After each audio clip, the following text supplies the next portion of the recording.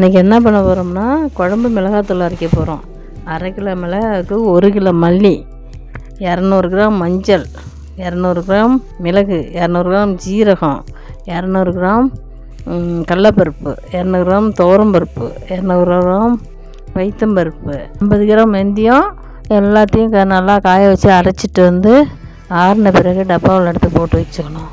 இது கருவாட்டு குழம்பு, மீன் குழம்பு, கறி குழம்பு, முட்டை குழம்பு, சாம்பார், காரக்குழம்பு, எல்லா வகையான பொரியலுக்கும் மிளகாத்தூள் போடுற பொரியலுக்கெல்லாம் போடலாம்.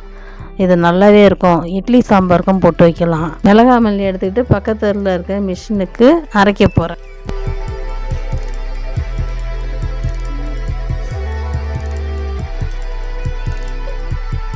மில்லுக்கு போகிற வழியில் ஒரு கோயில் இருக்குது. அதில் ஏதோ ஒரு விசேஷம் போல்.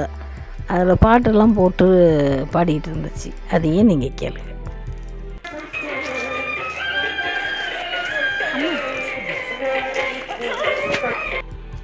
மிளகா மல்லியை நல்லா காய வச்சு எடுத்துகிட்டு போய் பக்கத்தில் இருக்க மிஷினுக்கு அரைக்க போனால் தெரு நாய் விரட்டுச்சு.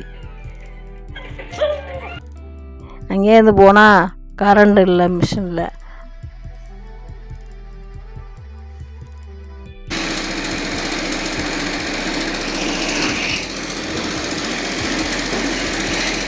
கொஞ்ச நேரம் கழித்து கரண்ட் வந்துருச்சு. மிளகா மல்லி அரைச்சிட்டு வீட்டுக்கு வந்தாச்சு.